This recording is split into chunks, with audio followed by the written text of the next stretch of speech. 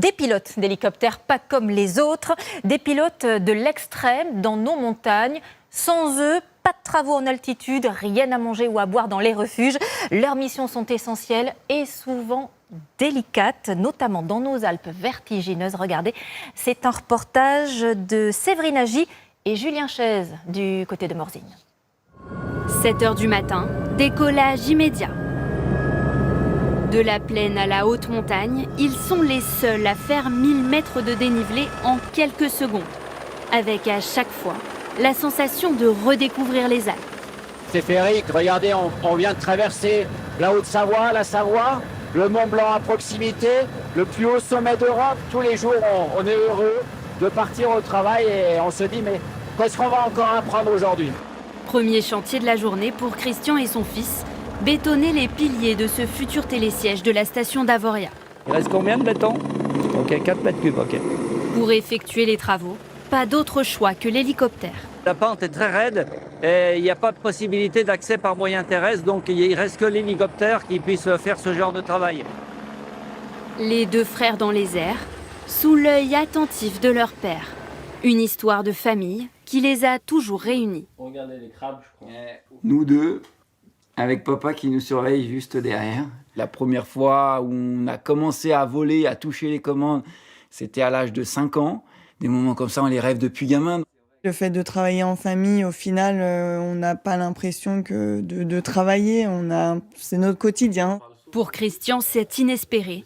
Lui qui a créé seul l'entreprise familiale. Moi, je suis fier de transmettre ce que j'ai construit pour que mes enfants perpétuent cette passion. Et son parcours laisse admiratif. C'est bon, on y va ? Issu d'une famille de paysans, il a commencé comme gardien de chèvres, moniteur de ski, plombier, maçon. Autant de métiers qui lui ont permis d'apprivoiser la montagne et de garder d'une certaine façon les pieds sur terre. Il faut rester humble déjà. Ensuite, d'être pilote d'hélico, ok, mais on fait une spécialité. Nous, c'est le transport de matériel, donc quelque part, on est un peu des grutiers du ciel. Des pilotes, mais avant tout des hommes de terrain. Ces montagnes, ils les connaissent sur le bout des doigts. Alors là, on va en direction de la chaîne du Bargy et vers la chaîne des Aravis entre la Pointe Percée, le Grand Bornand et la Clusaz. Et c'est juste après, vous avez du coup la vallée de l'Arve qui donne sur le massif du Mont Blanc. Direction la Pointe Percée à 2700 mètres d'altitude pour une mission des plus cruciales, livrer le refuge de Gramusset où ils sont attendus comme le Messie avec un glacier rocheux comme piste d'atterrissage. Parce qu'il y a la neige, alors comme elle est un petit peu en train de fondre, on s'assure que quand même on a une stabilité dessous. Une fois arrivé, il faut rapidement tout mettre en place pour commencer les rotations. Ouais, il y a le camion en bas, tu sais ou pas ? Ah ben, je sais pas, mais normalement, oui. Et chaque minute est comptée. Dans la journée, on a une condensation de chantier. Et il faut qu'on essaye de le faire parce que le lendemain, à nouveau, c'est quelque chose qui recommence. Donc, si on se met à la bourre la veille, le lendemain, on est vraiment embêté, quoi. Il y a 2 charges. Ouais, et puis, oublie pas les bennes à béton. Cette livraison permet d'approvisionner le refuge en nourriture, boissons et boîtes de chauffage. Tout le nécessaire pour fonctionner en période estivale. Il y a à peu près 8 tonnes qui sont montées. Donc c'est un gros héliportage. Donc on ne pourrait pas se passer de l'hélicoptère. Comme pour construire ce refuge, ça ne se ferait plus maintenant. Et il ne faut rien oublier, oui. Parce qu'après, il faut retourner en bas pour les chercher. Si on n'est pas trop fatigué et qu'on est bien entraîné, on met plutôt 1 heure pour monter dans les 20 kilos. Pour les pilotes aussi, c'est toute une préparation en amont avec le briefing quotidien.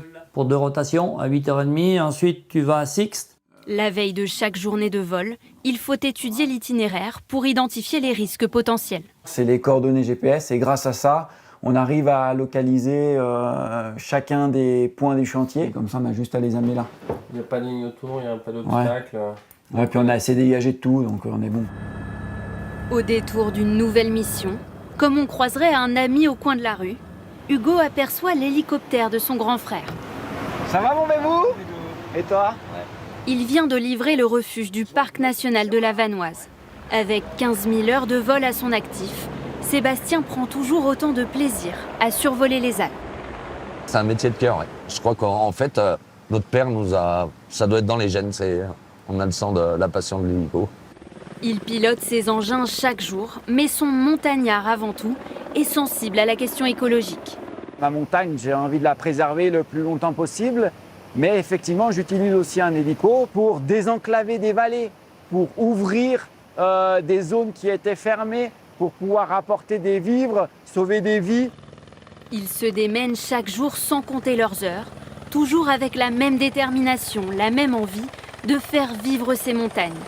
Au moment d'atterrir, ils n'ont qu'une hâte, repartir vers de nouvelles missions.